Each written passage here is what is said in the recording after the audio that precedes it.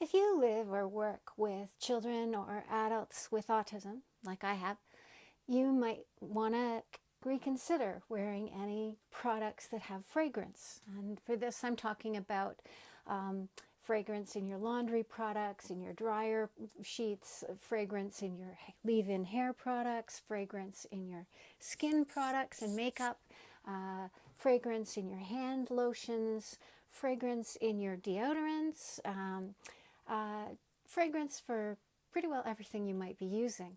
So it's not just a case of leaving off your perfume.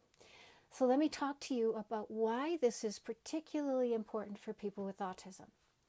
What we know is that when you look at bioaccumulated toxins in people who have autism like me, you're looking at a much higher accumulation of toxins in us than you'd find in the rest of the population. So if you look at the model of toxic and induced loss of tolerance, we each have a threshold. We can accumulate toxins,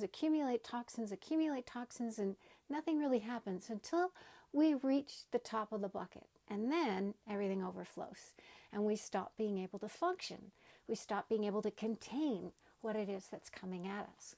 Those of us who are in the autistic spectrum have impaired detox function, impaired liver and kidney, usually have skin challenges, usually have gut challenges.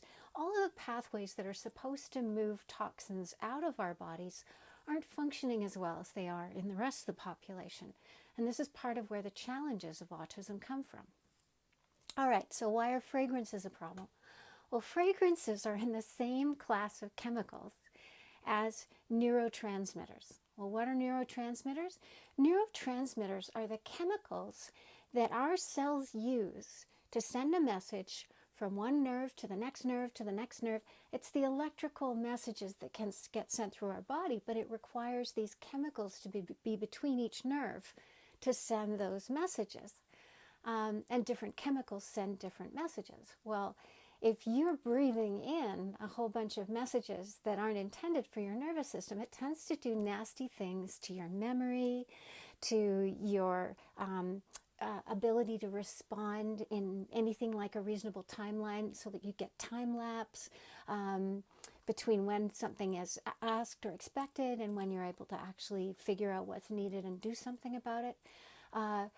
And some of these fragrances are also hormone mimics. They're not just derailing your neurology, they're actually driving your physiological balance from outside. So instead of you sustaining your balance, riding the wave of, temperature change, adjust, your inner furnace so that it's right, or, keeping your heart rate going the right rate, keeping your breathing going the right way. Instead, you have these hormone mimics that you're breathing in that are driving you to do things that aren't appropriate. So if you work or live with kids or adults who are on the spectrum, I'm going to really recommend that if you use any fragrances at all, they're only natural fragrances. And by that, I mean essential oils and in small quantities, because of course they're medicines. They also affect our nerves. Now, they affect our nerves in beneficial ways, but too much of something can push your body off balance as well, even if it's generally considered a good thing. Nobody eats only carrots, for example. So what I would love for you to consider is that if you're working or living with people with autism, you would actually consider going to the Environmental Working Group website, and that is ewg.org,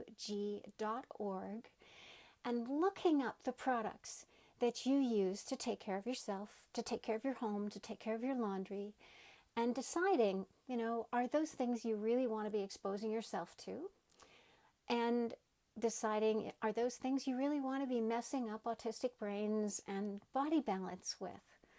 Anyway, I'm Jackie McMillan of Thrive with Autism. I hope this helps.